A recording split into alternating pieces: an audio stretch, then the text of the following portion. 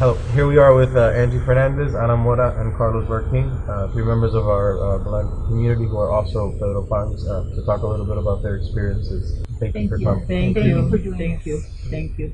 So we'd like to start off with more or less the situation surrounding your family before you guys left Cuba, and what led to that decision by your parents, as well as what you were told was going to happen when you guys were coming out. The situation with my family,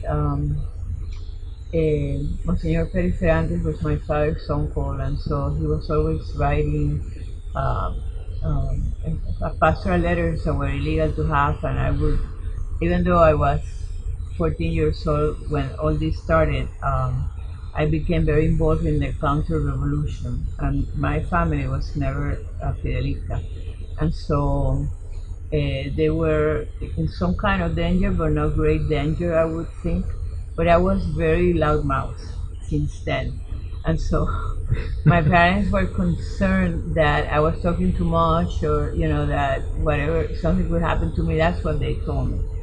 I don't know what was behind it, but I was told on a Thursday that I was leaving on Sunday, and so that I was coming to the United States to study for a little bit, and that until the situation in Cuba got resolved, and it wasn't that bad yet, and then I would come back to Cuba in June of '61. And so this is February. I had turned 15 in December, and February 12th, I left, and I haven't been back.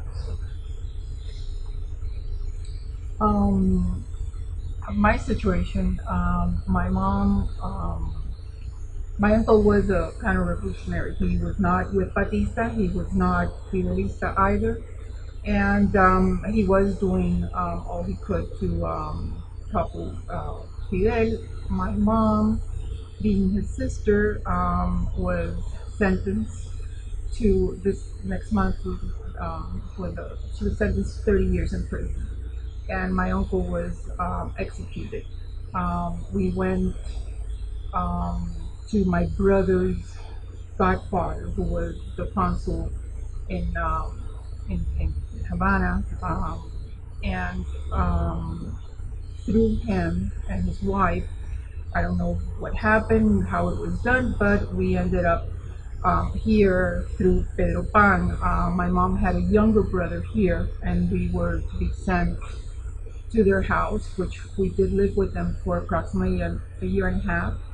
His wife, my uncle's wife, did not want us there, and one day, when we got home from school, she said to pack up and to wait outside, and we thought when my uncle came home from work, he would come and pick us up, but a social worker from Catholic Charities came and picked us up and took us to a foster home.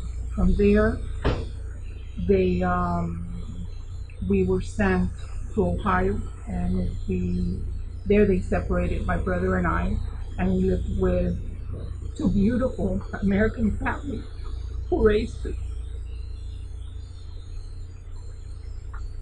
until my mom came. She served 9.5 years in prison, and then it took her about another year to get out of Cuba. In my case, I come from, I used to live in a very small town called Mahagua, kind of like in the center of the island, about 5,000 inhabitants, including dogs and cows and everything else. So at first, being a small town, almost everybody in our town was with Castro supposedly because of what they promised that they were going to do, it's going to improve and all this stuff. My dad was highly educated, and he had a drugstore, a pharmacy in Cuba that my mother ran with my uncle. And my dad worked as, in the Cuban cane. He was a controller of one of the Cuban sugar canes in a town 5 kilometers from where we live. My dad right away, when he started noticing things, he would tell my mother, Carmen, this is not what it tells you, this is communism. And my mother, that was the only time I ever heard my parents argue about anything because they had a beautiful marriage and they got on really well. And that was the only time that I ever heard them like not agreeing with each other. My mother, of course, eventually realized what my dad was telling her that it was true. It happened so when another reason was when they had a in the drugstore. My uncle, who was my mother's brother, who worked together, was the one that the Cuban government sent to intervene, take the pharmacy away for the government. So that was the first thing that happens with the families. I was there during the invasion, and our town being small, within 3 hours, everybody that was not with the government, they came in trucks, picked them up, put them in trucks, took them into factories, and locked them up until the invasion was clogged. So they were waiting for it and prepared for it. Then there was a rumor going on that they were going to send us younger children to Russia for indoctrination into the Marxism. All the Catholic, I went to parochial school, which my dad helped build in town. My two older brothers went to boarding school. So the rumor was that they were going to send us away, and they did close all the private schools, so only the one public school in town. Everybody had to go there and get the books that they have. So my parents refused to send us, my younger brother and I, to that school. So we were sent in like a private person just to review material. So for a year, I did not go to school in Cuba. So then we were going to, this program that happened, that was said, we're going to send you to the United States to study. I took it like my two older brothers were in boarding school. So I was looking forward to going to a boarding school away with my younger brother and all these beautiful facilities and beautiful place. So I'm going to the United States. So as a little kid, I said, wow, this is like made in heaven. Little did I know what was happening. So that's how it all started. Now, I think you had mentioned that you came with your brother. Did you guys have siblings as well that came over with you? We were 6 siblings, and but I left alone, and my other 5 stayed in Cuba. But in listening to you, I realized that like my parents gave us very little information in terms of everything wanted to look, like things were kind of normal. But I guess in deep inside, they were worried about what you just said. They were going to take the paternity. They call it patria potestad. Yeah, the government has the right so, of the children, not the parents. Right. So anyways, I came by myself, and at one point the geography of the family was when I was in Miami, but then I am among the first Pedro Pans that came, because I came in early February, and as a matter of fact, my name doesn't appear in the official list of the Pedro Pan kids, because the first month, those who came in the first month, we came under the, I didn't know that until I couldn't find my name and try to understand why. We came under the name of our mothers, and so that's what they have to. They're trying to revamp the database, because that's why the names do not appear. And so I came to the only camp at that time, and we had house parents. It was not a lot of kids initially. And the house parents were Mr. and Mrs. Pruna. They were super nice. We met Monsignor Walsh briefly. And then on March 6th, 7 names appeared on a blackboard saying that the next day we're traveling to Buffalo, New York. And so 7 of us traveled from Miami to Buffalo. And so from the Kendall camp, we went to an orphanage in Buffalo. From the orphanage, we went to a university residence in Allegheny. And then we went back to Buffalo to a house for delinquent girls that was fixed for us. And by now, we were 17 Cuban girls. And then I got tired of I didn't want to go back to the nuns. So my parents have told me that under no circumstances I was going to live with foster parents, that I had to be with nuns all the time. But I feel, well, even though I was 15, I figured they're not here, so I'm going to make my decision. So I called the director of Catholic Charities and I said, please look for a foster home because I'm not going to go back to that again. So he did. And they interviewed me for like 2 or 3 families. So Mr. and Mrs. Majites took me in along with like 2 other girls, and so we stayed in Buffalo. And so in a period of about 14 months, I lived in 6 different places and attended 3 different high schools. And eventually, I graduated at age 16 from Bishop O'Hearn, Sisters of St. Joseph in Buffalo. But until then, my siblings hadn't called. My siblings came later. I called Senator Smathers, and I wrote him a letter, and I have the answer he sent me, begging him to give waiver visas to my brother and my 2 sisters. And so eventually they did get it, and they left the island in October 12th of 61. By then, I was in Buffalo. My father was in Spain. They were in Miami, and my mom and my 2 little sisters were in Cuba. And so then, once they were in the United States, my fight was, well, not fight, but my request was that they send them to Buffalo because they were sending them all over the country. So then we want to stop. I'm talking too much. Yeah, we'll pick up there. Okay. And Bart, I understand you came with your brother when you were on the. Yes, the one thing when we went, there's supposed to be a clandestine operation which the Cuban government was not supposed to know. That's not true.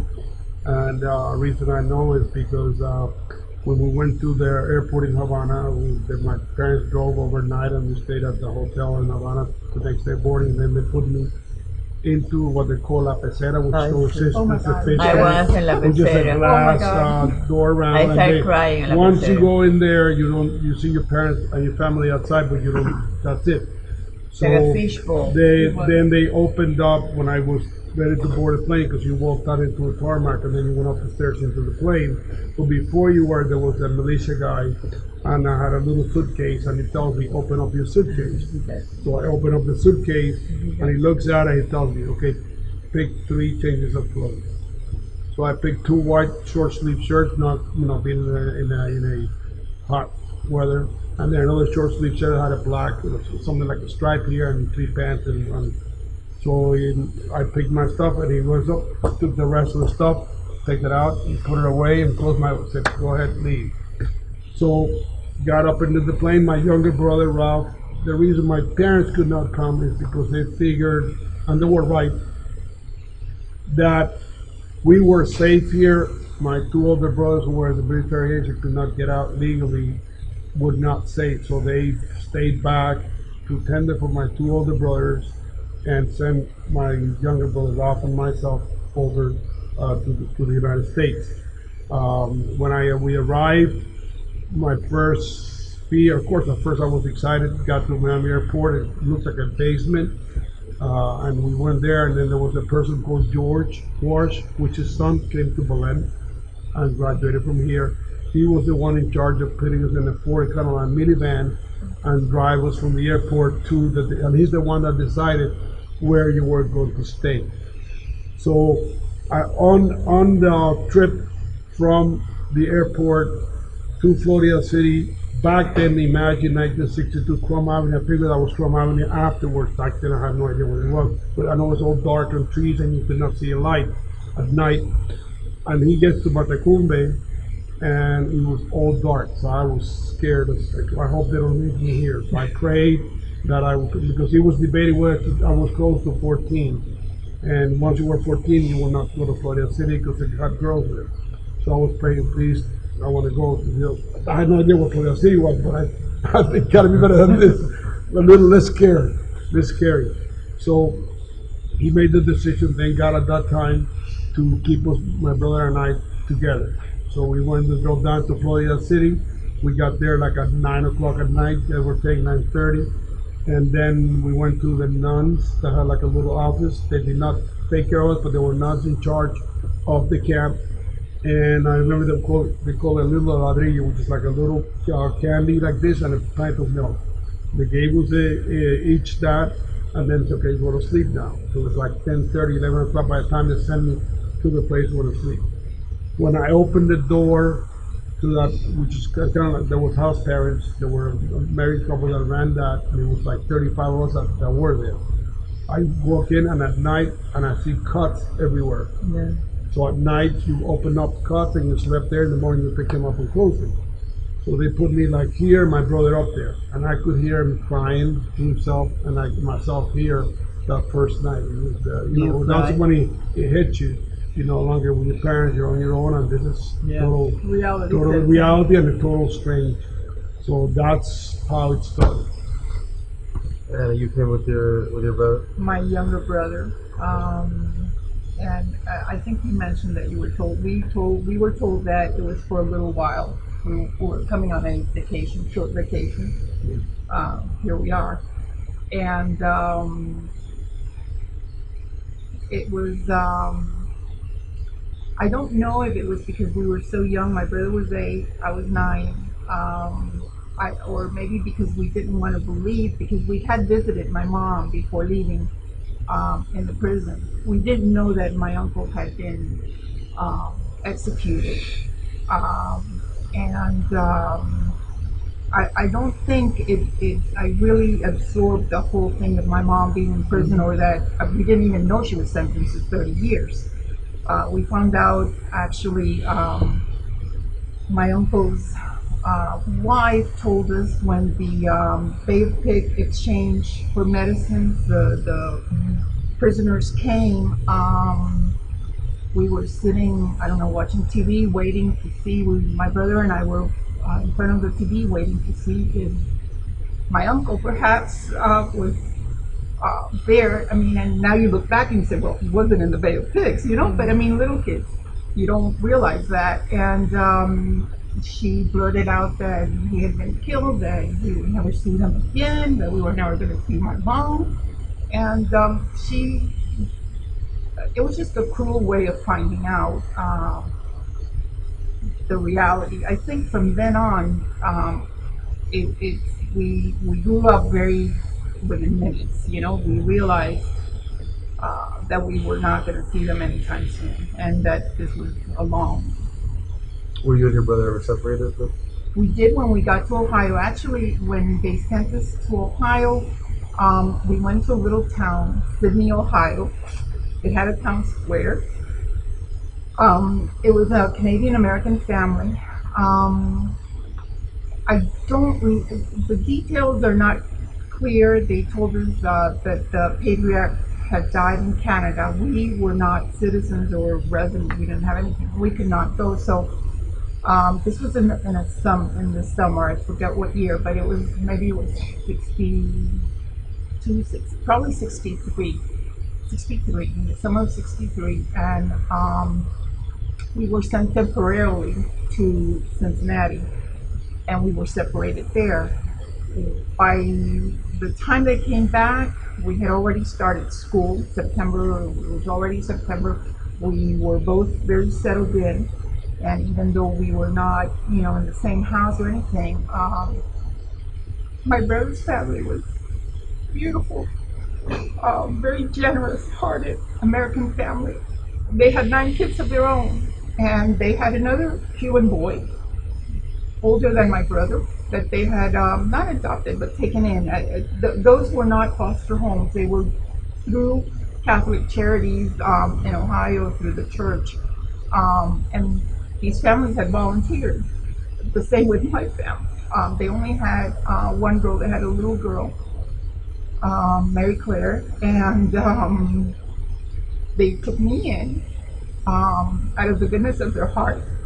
They loved us. They educated us. I went to a private school, and Our Lady of the Angels, Carmelite nuns, and this was all paid by them. They were very generous. They loved us, and at that time, That's what we needed. Mark, were you and your brother ever separated?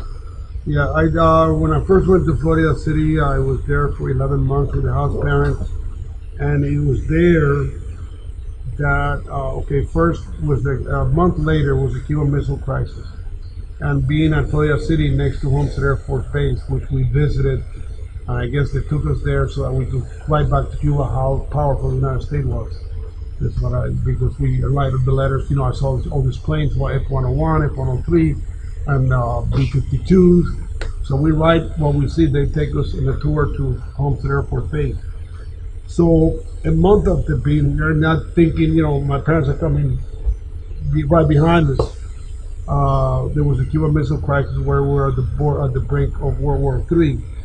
And at the Air Force Base, I would see planes flying in by the hundreds. It looked like birds flying in to the base that were bringing planes from all over the country, I guess, to get there.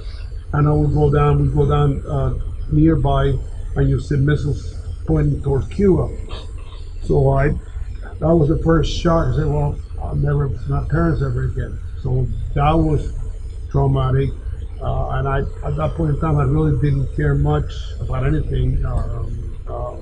Never mind, you know, I did not go to school in Cuba for 1 year. Then I came and was put a year back because of the language. Then the classes there were being held in the camp with teachers. I would drive from Miami down to Homestead to teach us. The classes were, nobody cared, so when we didn't have a class, the classes all had a bathroom. We locked the door, opened the water, and flooded the classroom, and there was no class that day, so we didn't really care.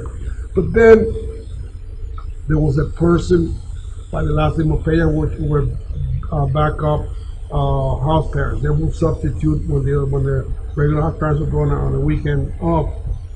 He started a league, baseball league, and he put Maranao, Almendares, Cienfuegos, Havana, 4 baseball teams. He made a draft, and I put an intramural kind of tournament, and we played at a nearby park when we walked to the park. So I started saying, well, this guy doesn't have to do this. Well, that was not part of his job, was not part of it. But he's doing this on his spare time, and I saw that made a difference in all of us that had something to do. Because before that, I didn't care to study. Nothing mattered, because, you know, what the heck, you know, this is over. So 3 months into that, I said, listen, I have to get with my life. I have to move on because my parents may never see me again. I have to move on. So I got back and started, you know, paying attention in class and studying and doing whatever. So just when I was starting to get adjusted to that, 11 months later, I get sent to Matecumbe Boys Town. Separated. I was 14, and my brother stayed back. So we were separated. A month into that, I go to Matecumbe. I liked Matecumbe in a way because it resembled where I came from. It was kind of like a farm. It was a lot of trees, a lot of grass, open fields. So that reminded me of home when I was separated. So back then you hitch rides. So I would get on the street and point my thumb out and go to Florida City to see my brother and the girl that I liked. And then back the other way, and then walk to whatever back to. So, but this is when that's the point in time that I decided I want to go into coaching and I want to teach because I want to help others in the same way.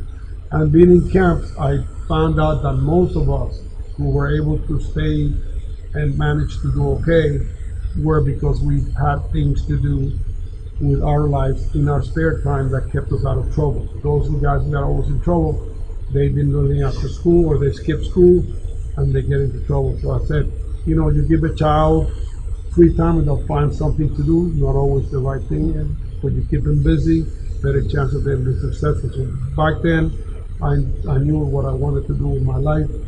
And then so I went, and then when I was in Matecumbe, in 2 months, I made up 3 years of school.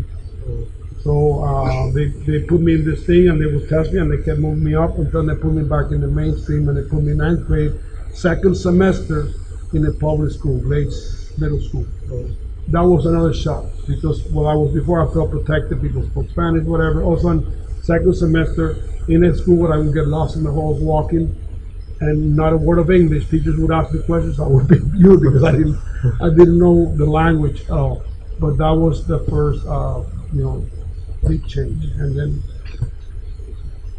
And for me, what my first moment of shock was when the plane stopped in Pittsburgh, and all of a sudden it was snowing. So all of a sudden, it's when I realized that I was somewhere where I really felt lost. And then when we landed in Buffalo, we went to the orphanage, and I had never, the nuns scared me because the habits were very, very different from the habits that they were in Cuba, and they were polished. So it was like, they were very nice. I had no negative experience at all in my time with the Pedro Pan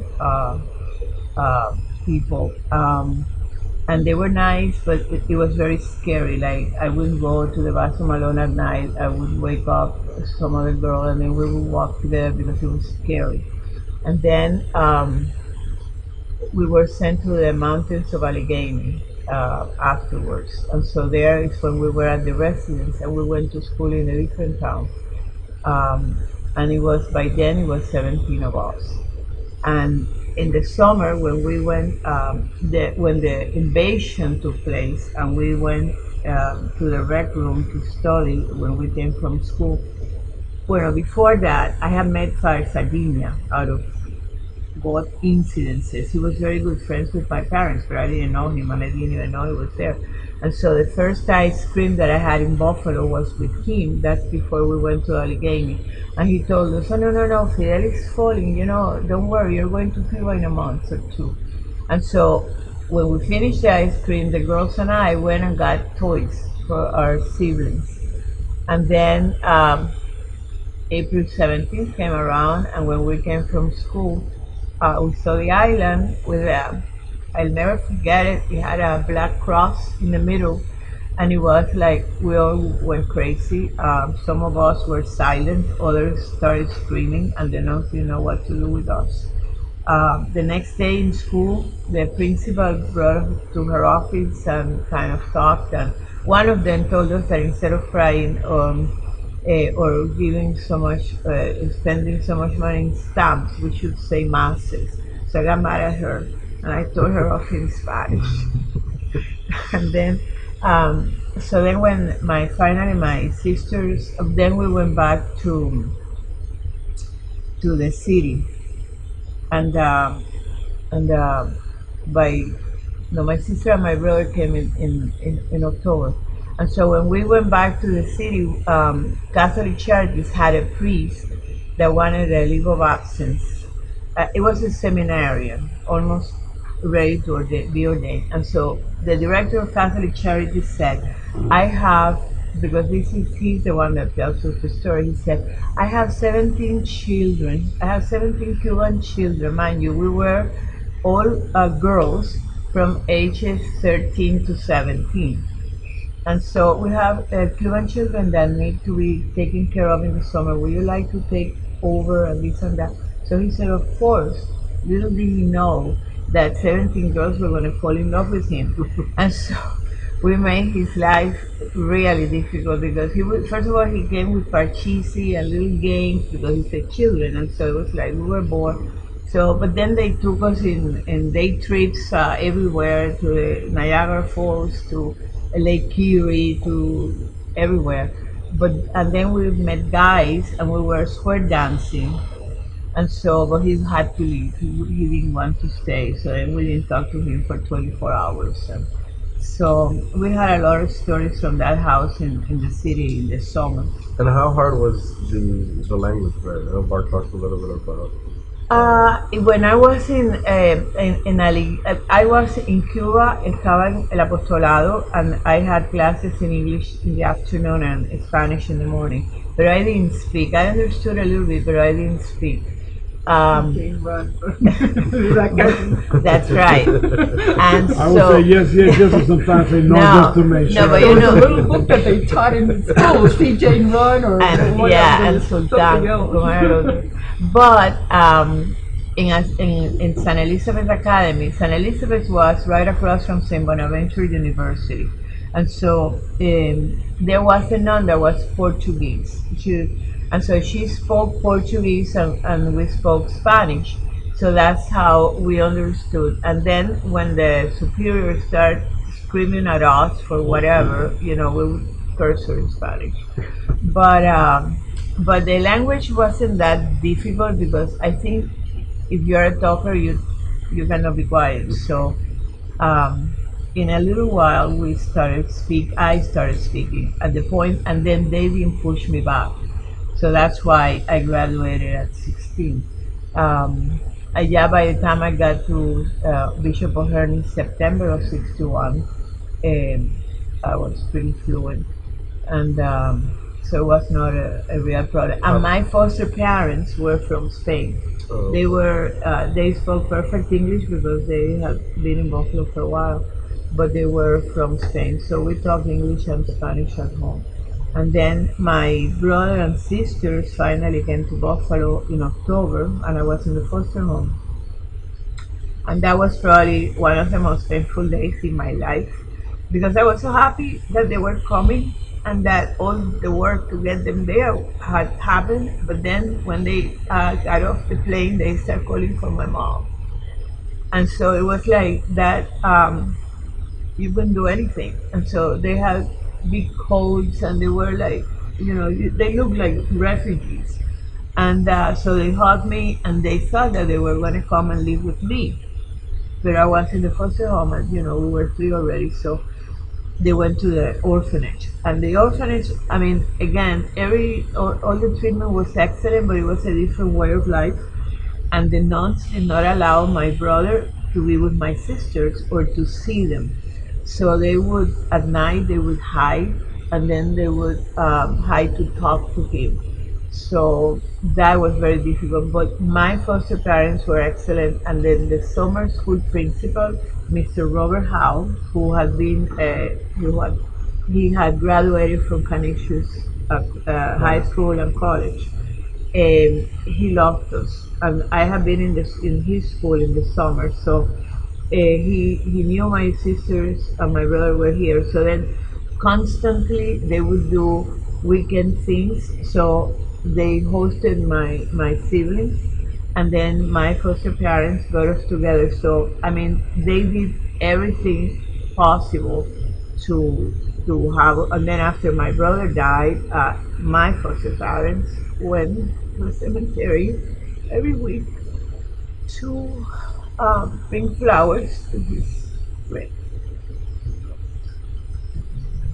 There's one thing that I don't think is really mentioned because Pedro Pan was kind of like the undercover, supposed to be undercover operation, but I came to know the program as Catholic Welfare Cuba Children Program, and this program was funded by the United States government, where they get an allowance per child for us.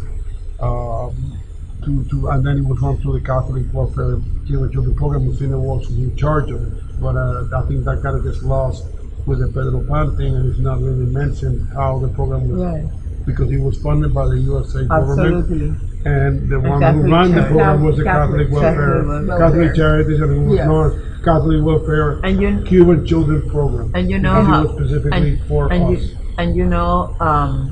The director of Catholic Charities in Buffalo was Father Philip Jarmark.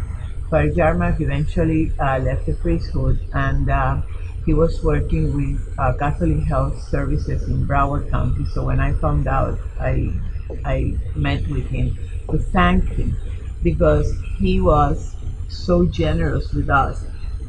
He made sure we went to the best restaurants and had outings in the mountains, and the social workers were extremely good.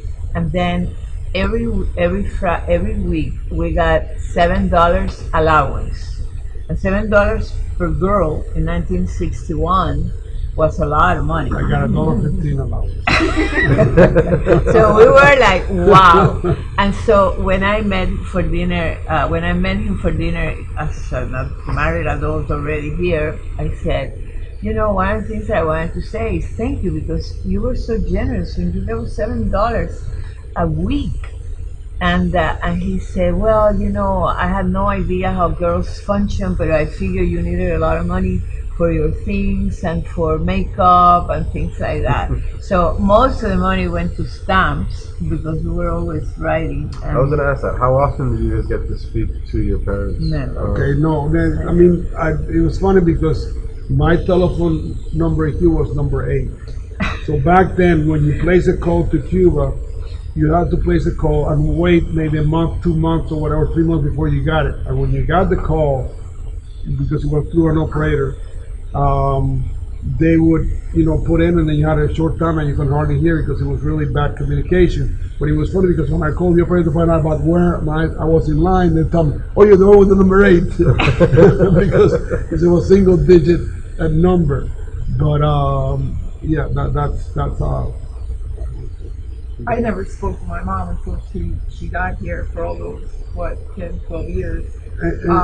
She did write, but I mean periodically, and I have letters that I have saved, but there were very few. They didn't.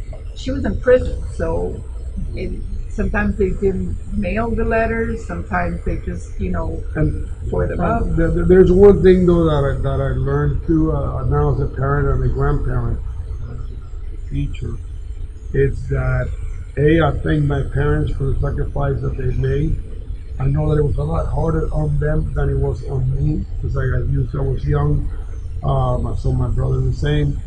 The mother, those are the ones that I think suffer the most because at first I would write letters and explain how everything was in detail, and then my mother, I noticed that they started worrying about our status and how we were doing. So there's no point in me doing this. So then I started it, and then I noticed how much my mother and my parents were suffering the separation more so than I was, because after a few months I got on and I said, I got to move on to my life, and I got adjusted to the new life, whereas I don't think they ever did. I think it's very important to stress what you just said, and I think we all three agree that the sacrifice that our parents, in my case, my mother made, is the unselfish love that they showed, because it would have been easier for them to just keep us over there. And I've always been thankful, and I've tried to teach that to my son of what she did for me. I am what I am today. I am a free person, first and foremost, but because she sacrificed not having us there, even if it was just to see us once a month, if they would let us go visit her in prison or not. But and they did. One of the things that happened to us was they went to get us. The militiamen went to get us again because she was in prison and all that, to take us to Russia. So thankfully we got out. But I will always thank God and thank her for her sacrifice. Thank my uncle, because he gave up his life so that all of us, he knew Castro from the university, and he knew that people that went to the university with Castro knew that he was left and he was communist. So I also will always be thankful for his sacrifice, his life, and then also for the generosity of the United States, of the American people, because we are here today, and I know that not everybody agrees with us, but we are what we are today, and we are here because of that generosity.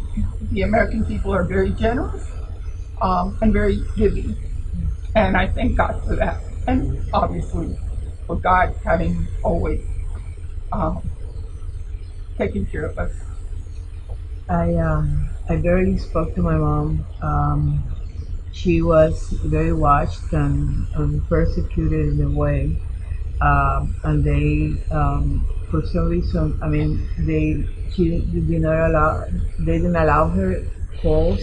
They would cut the communication, and I remember that I went once in St. Elizabeth, in Allegheny. I just couldn't deal anymore. The anguish of not seeing her, not talking to her was so strong that I decided to call collect. And she said, "Hello, hola, mijita, no puedo hablar, no puedo." And then she hung up. And that was so, I entered into sort of a despair. I prayed the rosary every night, and and it was so hard. But my greatest anguish was to forget my mom's voice, because it was like, how long can this go on? And then my dad was communicated more, but my mom didn't write. She went through her own hell of separation, and she was very pragmatic and very stoic. So she took it in, and then her best friend once came to Miami. I hadn't seen her since I was little, and she told me how much my mom had suffered after we left. But if you saw her, maybe you didn't believe it, because she wasn't a communicator like that. She kept it all inside. And my dad was different. My dad, in Spain, looking for a job, he couldn't find a job, so he borrowed money. He went to Puerto Rico. He lived in the worst neighborhood in Puerto Rico. He couldn't find a job in Puerto Rico.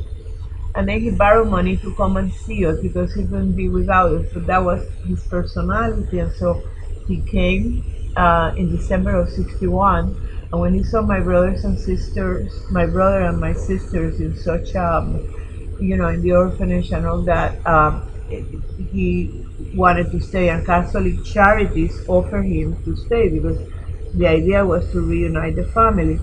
So then, so he stayed. And then all the people in my life, all the social workers and the foster parents and Mr. Howe, the principal, everybody embraced him as well. And so by April of '62, they gave us an apartment in a government project. And so we moved all together to the government project. And when did your mom? My mom didn't come. My mom, we got her the visa but several times, but she just didn't take it. My mom didn't come until 1966. And by that time, I was already in the convent in Spain, so I never saw her until I was 23. And in the process, my brother died, because at 18 he had an aneurysm, and then he went into a coma, and he was in coma for 3 months. And then my dad will send me special delivery letters, and once in a while he'll call me. I got a special delivery Thursday, one on Sunday, and then he'll call once every 2 weeks or so. And but he was a vegetable, and so they eventually disconnect him. And another thing was that I was not able to travel to the side because of the regulations of the convent and that. So I was never able to see him. The last time I saw my brother, he was my only. He was 12, and then he died at 18. And then at home, in my house, I have a picture of him, how I remember him, and the other one, how he was. But all I have for the United States is gratitude, and immense gratitude. Because like you said, everything, we are who we are because of the experiences that we've had. And I experienced the generosity, the love, the kindness of the American people, of the government, and of Catholic Charities. A lot of people had issues. I never. And when were you guys reunited with your parents? Okay, I stayed around, and then as the camps, I was one of the, I guess I consider myself lucky ones. I got to stay in the area all my life, because as the camps closed, it started reducing them, because when you were 18 or your parents came, you were out of the program. So I stayed. So then I went from Matacumbe closed, and we went to San Rafael with Monsignor Walsh, which was also against house parents. That one closed 11 months later. Then I went to Opalaca. In December 27, 1967, my parents were finally let out of Cuba. My two older brothers were still back because they were not allowed out, so they came. I think, and this I was never told, but I think my dad, my dad was ill, terminal cancer. So I think that's why they allowed him to get out, and they want to get to see us before. So he arrived, and we lived with a cousin for a month. Then we put a little apartment, and my mother, my younger brother, my father, and my mother. And I started working because I would go to school. I was at Curly High School then. I was a senior, had a semester left of that school year. So I would go to school, to work, to help my mother, my dad. My dad really could not work and lasted 11 months in this country. Of course, he never got used to it. And then my mother, I thought she tendered him. She would work in the daytime in a factory. She would come at home, and when my dad was terminally really, really, really sick, she made sure that he never went to a nursing home. He died in the bed next to her, and I was one bedroom apartment, so I would sleep here, and my mother and my dad were here, and I could hear him at night, and I was in pain. And God took him eventually, and he rested. So from there on, then I needed a job after my dad passed away to help out because I had gone to a national tournament, and I used to work at Burger King, and the manager told me, I said, can I get a week's vacation? I never had a vacation. Come on, if you go, because I have the nationals in wrestling in Minnesota for college, and the guy told me, the manager said, well, if you leave, I have to let you go. I said, well, I'm studying to be a teacher. This is my career, what I want to do. I've never had a vacation. I need to go. So I went up. When I came back, the gentleman told me, in order for you to get your check, you have to sign that you're quitting. Being a kid then, and I needed the check, I signed up that I was quitting. So then I went to Father Paul, bless his soul, and I, Father, do you know of anything, of any job?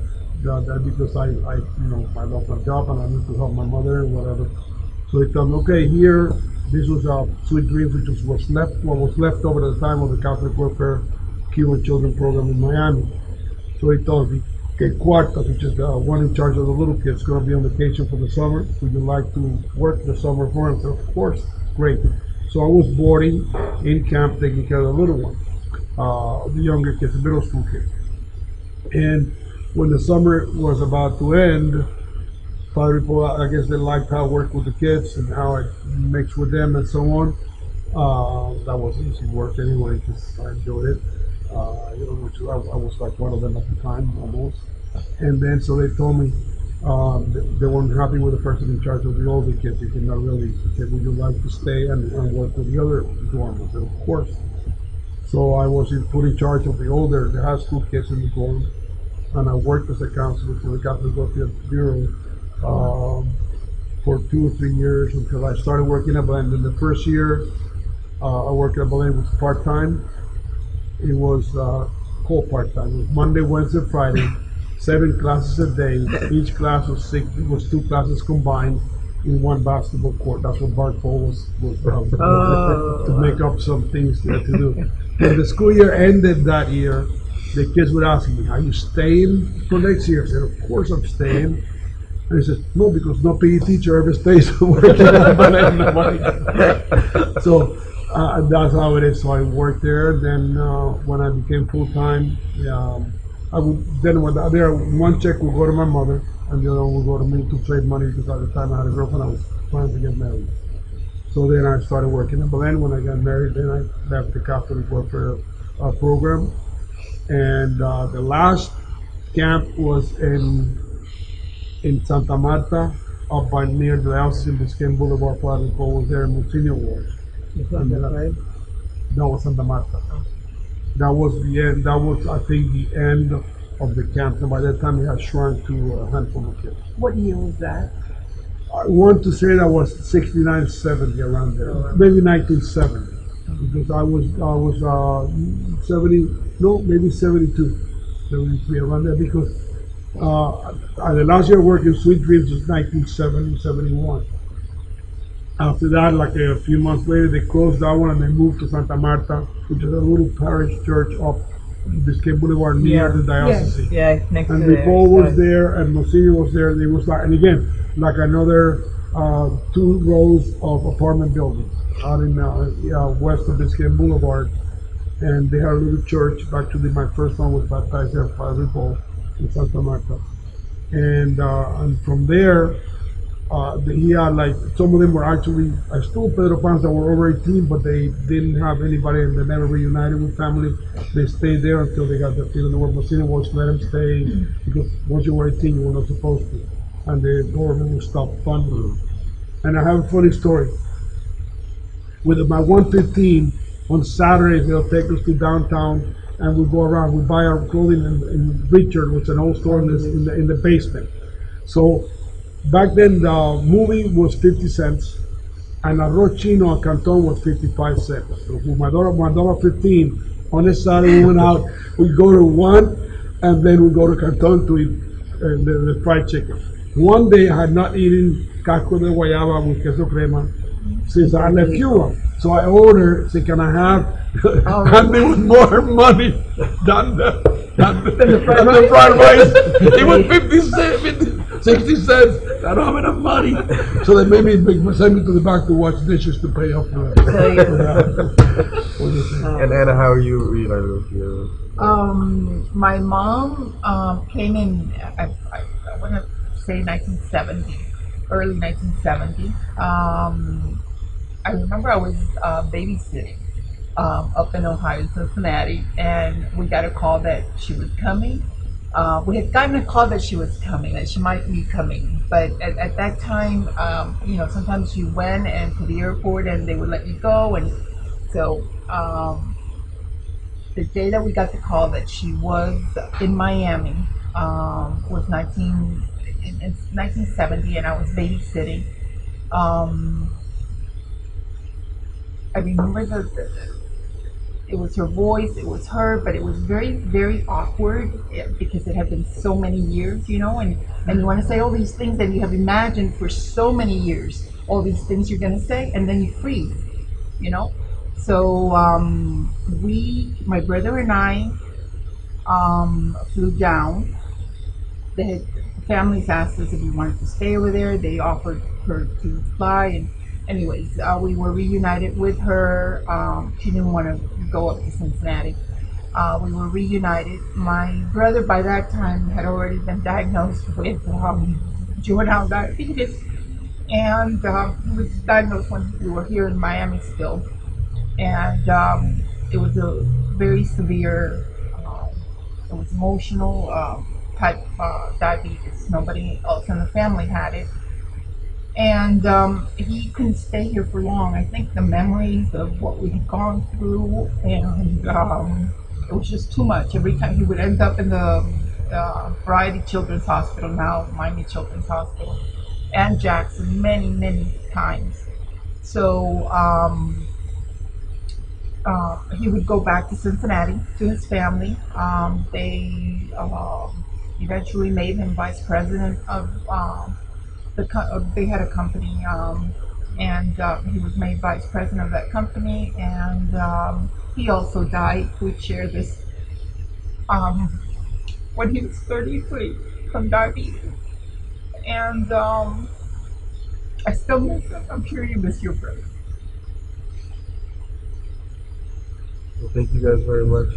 Can I say one more Yes, thing? please. One thing that I want to say is that, at least in my case, and I don't think you did it, but a lot of the Cubans, when they arrived in Miami, they experienced discrimination.